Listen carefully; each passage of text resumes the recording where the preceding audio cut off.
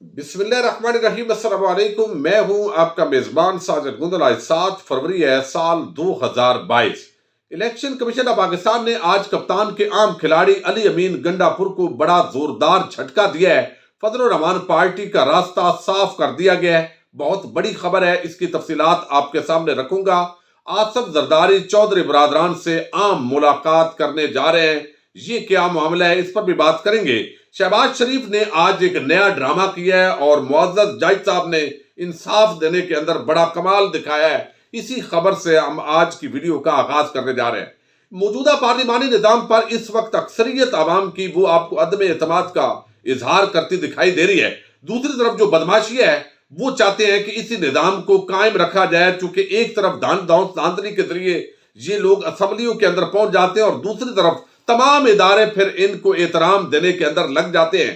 बड़ी बदकिस्मती ये है कि यहाँ पर बड़े बड़े सानहात हुए, सानहा बल्दिया टाउन हो, सानहा मॉडल टाउन हो या दीगर सानहात, बड़े बड़े जो मुजरम हैं वो तख्तादार तक नहीं पहुंच सके, जिसकी वजह से मजीद लोगों के हौसले बुलंद होते हैं और फिर मजीद क्राइम जो है उसके रेट में इजाफा होता है। फिर हर साल लाखों की तादाद के अंदर केसेस में इजाफा हो रहा है। जजेस इंसाफ फराम करने के अंदर मुकम्मल नाकाम है। यही वजह है कि बैन अल-अक़वामी इदारे भी पाकिस्तान के निज़ाम इंसाफ पर सवाल उठाते दिखाई देते हैं। अब आपको देखिए कि शहबाज शरीफ और इनके खानदान पर जो टीटी स्कैंडल है उसके अंदर तो अभी ज़ेरे समात है, मामलात चल रहे हैं, लेकिन 2 आम केसेस के अंदर आज शहबाज शरीफ एहतसाब अदालत में पेश हुए।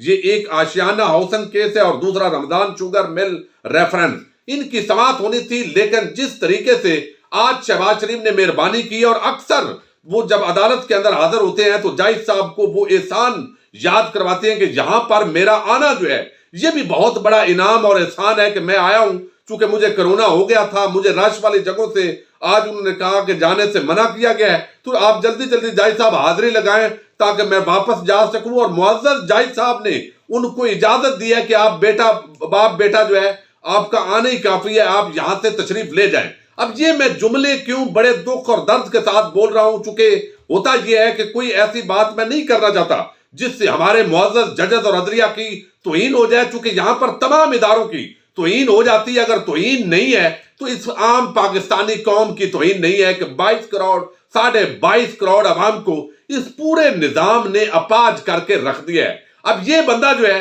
कल अभी आसफ जरदारी और उनसे मिल रहा था बिलावल को, वहां इकट्ठे प्रेस कॉन्फ्रेंस भी लोगों के अंदर खड़े होकर उनके साथ खड़े होकर कर रहा था। और पहले भी जब भी अदालतों के अंदर इन्होंने कहा कि हमें आप वो दूसरी गाड़ी के अंदर लेकर आते हैं, जरा आरामदेह गाड़ी होनी चाहिए, कमर के अंदर तकलीफ होती है, और जब कमर में तकलीफ का ये बहाना अदालतों के सामने करते हैं, दूसरे दिन जब असेंबली के अंदर पहुंचते हैं तो 3-3 घंटे वहां खड़े होकर तकरीरें करते हैं। सवाल मेरा बड़ा सादा सा है, पाकिस्तानी कौम की नुमाइंदगी करते हुए, क्या उस अदालत के अंदर बैठे हुए जो जज साहब हैं उसको ये नजर नहीं आता कि ये लोग ड्रामे कर रहे हैं, ये फ्रॉड कर रहे हैं, ये बहुत बड़े झूठे और फ्रॉडी हैं? सब पता है, लेकिन बदकिस्मती ये है कि इसके बावजूद इनको फौरी तौर पर जो है वो इंसाफ फराम हो जाता है और जैसे ये चाहते हैं वैसे ये अपनी मंशा के मुताबिक तमाम चीजें ले उठते हैं और आम आदमी देखता रह जाता है। अब आज अदालत के अंदर प्रोसिक्यूटर नैब ने रिपोर्टेडली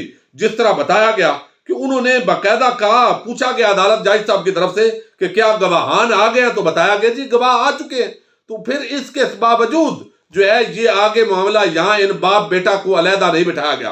तो अदालत के अंदर आपको किसने कहा था कि अदालत के अंदर कोई 100 बंदा होना चाहिए? भाई यही तो नवाज शरीफ चाहिए, शहबाज शरीफ चाहिए, एक गवाह चाहिए जिसने वहां पर गवाही देनी है, और वकला चाहिए। तो उस अगर 8-10 बंदे एक कमरे में हो जाए तो वो कोरोना तो नहीं होता। और दूसरी तरफ जो है आप देखिए कोरोना का तो मामला ही नहीं है। ये बड़ी बदकिस्मती है कि सानहा मॉडल टाउन के ये मरकजी मुल्जमान है, लेकिन कोई इनको हाथ नहीं डाल रहा और इस मुल्क के इदारे पता नहीं इस अवाम से किस चीज का बदला लेना चाहते हैं। और ये अब मतलब है सारी कौम देख रही है कि शरीफ खानदान को और जरदारियों के लिए यहां पर एक नहीं 2 कानून बन चुके हैं। आम आदमी के लिए और है और इनके लिए और है, लेकिन फिर भी ये निजाम कायम रहना चाहिए। ये पार्लिमानी निजाम तो जमहूरियत का हुसन है, ये तो आइन जो है ये आइन हमें दे रहा है और ये तमाशा इस मुल्क के अंदर लगा हुआ है। बहरहाल अल्लाह ताला इन जज साहब को सलामत रखे और इन अदालतों को भी आबाद और शादाब रखे और इंसाफ जो है अगली सदी तक भी جو ہے وہ ملنا ہے نہیں ملنا، یہ عام آدمی جو ہے اس حوالے سے دیکھ رہا ہے۔ اب ایک اور بڑی ڈیولپمنٹ ہے اور اس کا تعلق جو ہے وہ آپ کو علم ہے کہ اس وقت جو ہے وہ آصف علی زرداری وہ ملنے جا رہے ہیں چودھری برادران سے۔ ایک تو 27 فروری کو آپ کو علم ہے کہ لانگ مارچ ہو رہا ہے پیپلز پارٹی کا، اور انہوں نے پہلے نون لیگ کی قیادت سے ملاقات کی اور وہاں پر آپس کے اندر کچھ معاملات سیٹل کرنے کی کوشش کی گئی، اور دوسری طرف جو ہے وہ آصف زرداری، آپ کو علم ہے ایک زرداری سب پر بھاری، تو چودھری برادران کے پاس جائیں گے، اور ظاہر ہے یہ ایک سیاسی طور پر بولی لگانا ہوتا ہے کہ آپ ہمارے ساتھ آئیں تو یہ مل سکتا ہے، آگے یہ ہو سکتا ہے، وہ ہو سکتا ہے۔ تو سیاسی جماعتیں ویسے آپس کے اندر ملتی رہتی ہیں، لیکن جب بھی کوئی خاص موقع آتا ہے، جب اپوزیشن کی طرف سے ٹف ٹائم دینے کی کوئی نہ کوئی بات ہوتی ہے، کوئی حکومت تھوڑی بہت چونکہ کمزور حکومت ہے، اتحادی ادھر ادھر ہوتے ہیں، تو اس پر چی مگوئیاں اور سیاسی تبصرے دائر شروع ہو جاتے ہیں۔ تو اب اس موقع پر یہ اتحادی بھی ہمیشہ فائدہ اٹھانے کی کوشش کرتے ہیں، اور یہی بلیک میلنگ کا جو نظام ہے اس نے پورے معاملے کو جکڑا ہوا ہے، اور یہی وجہ ہے بیوروکریسی جو ہے اس کو بھی نت نہیں ڈال سکے، کیونکہ سب کو پتہ ہے کہ حکومت کمزور ہے اور بیوروکریسی یہاں پر طاقتور ہو گئی ہے۔ یہاں مصنوعی مہنگائی ہو، جو بھی کرائم ہو رہے ہوں، چوریاں ڈکیٹیاں سب کچھ ہو رہا ہے، لیکن کوئی D P O D C او سب اپنے اپنے معاملات میں لگے ہوئے ہیں، اور یہاں جو ہے وہ معاملات چل رہے ہیں۔ اور بدنامی کس کی ہے؟ پنجاب حکومت کی، وفاقی حکومت کی، اور بات کسی کو ہٹائیں گے تو اسی وقت عدالت ان کو بحال کر دے گی قانون اور آئین کے مطابق۔ تو اب یہاں پر جو ہے وہ آپ دیکھیے کہ آصف علی زرداری کو چودھری برادران ابھی عشائیہ دے رہے ہیں، اور اس کے اندر معاملات جو ہے وہ سیٹل کرنے کی کوشش کی جائے گی۔ ادھر ایم کیو ایم متحرک ہے، باپ پارٹی متحرک ہے، سارے ہو کر یہ بیسیکلی ایک پورا جو ہے وہ بلیک میلنگ کا ایک کوشش دوبارہ وہ شروع ہو گئی ہے۔ امید کرتے ہیں کہ یہ روٹین کی ملاقات ہوگی، گپ شپ ہوگی،